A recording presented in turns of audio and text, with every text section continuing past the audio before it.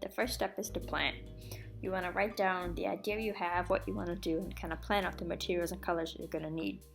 For this one, I just kind of did a general outline of how I want it to look, along with some general descriptive words.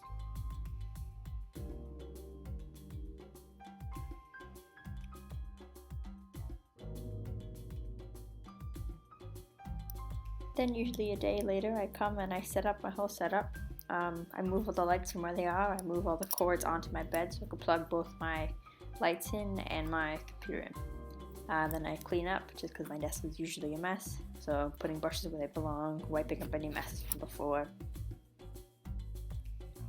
Then plugging in the lights, making sure they're all set up, moving my computer into place.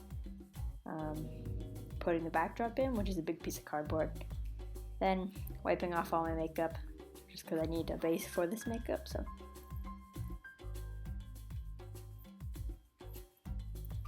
then moisturizing. I do this before every makeup that I do, just because it helps not kill my skin when I put all the stuff on top of it. Then this is my setup. I have a mirror to my right, my laptop filming, usually Spotify playlist going on. So that's filming in photo booth. And then this other mirror with the lights on it, there. Then, when I'm done filming the makeup, which I didn't include this because it's not really part of the process really, it's the main section of it, I take a kind of sad amount of photos for Instagram, mainly just me tilting my head in different directions for about 2 minutes. So I sped this up so you don't have to sit through it all.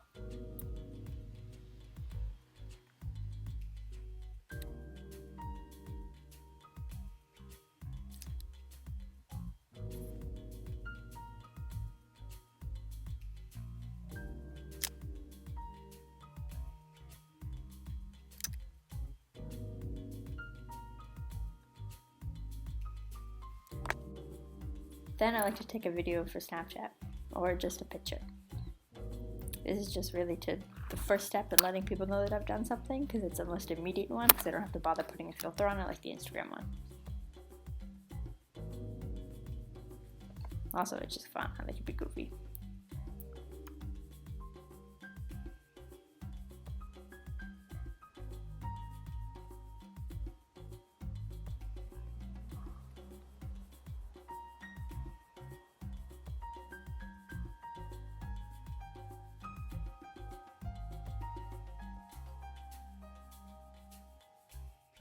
Then comes cleanup, which is pushing the board away, turning the lights off, gathering the brushes that I want to clean, moving my headphones from where they are, putting my computer back onto my bed, putting all the cords back on the ground where they belong.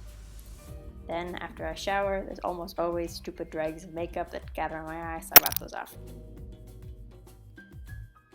Then the editing process, which is pretty simple because iMovie is really nice. So first I name my file, or my movie, and then I go to photo booth and I bring in all the clips that I have recorded into iMovie. And you can see me finding them, pulling them in. It's just that, and you just do that for every clip that you want included.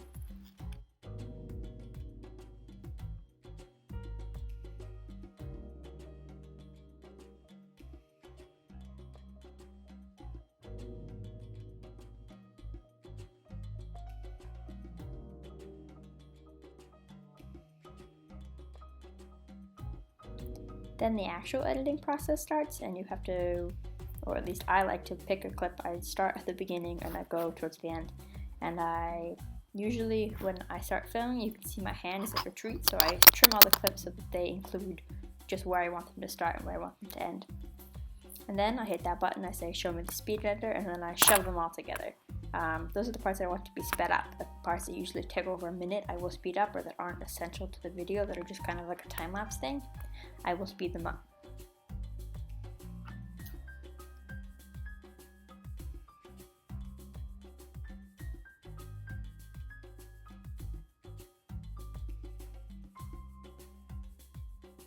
Then you essentially repeat this process of trimming and then shortening or speeding up for the entire video. So they usually go from, this one was around 40 minutes I think, to under 10.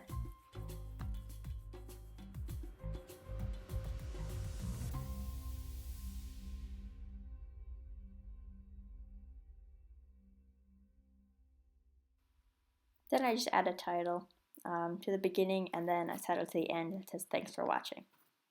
And that's pretty much all the editing you need to do besides the audio editing, which I'll show you in the next step.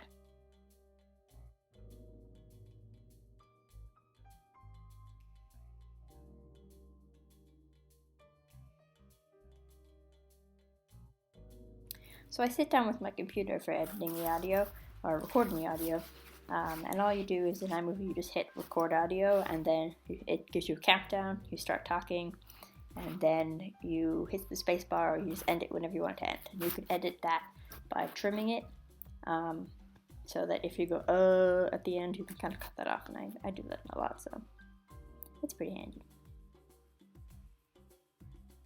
Then I need to pick the music. So I usually do that right after doing the audio. I go usually to a royalty-free music site, and then I think I typed in like jazz, so I could find some jazzy music, and then I listen to all the samples, and then I find one that I like, and I download it to my computer, and then upload it into the into iMovie. I like to look for kind of longer ones, but really just something that I like, something I enjoy. I'm like, oh, this kind of fits the theme, sorta. And then you just slap it in there. So how to put it in, you have to go to the import section of iMovie, and then you slide through your iTunes because it has downloaded into your iTunes if you have a Mac like me. Then you find the song and you just drag it in. iMovie is super simple and super helpful for just dragging stuff in, so it's great if you're me. Once the clips are all in for the audio, I have to make sure that the music isn't too loud and that the voiceover that I recorded doesn't get completely blown away by the audio. So you have to test that and then just lower the volume on the music itself just a little bit. And iMovie automatically picks the volume back up whenever there's a space between the voiceovers, so, which is really handy. You don't have to do them manually. Then you want to take the video from iMovie, where you export it to the theater, and you drag it into YouTube or the YouTube browser.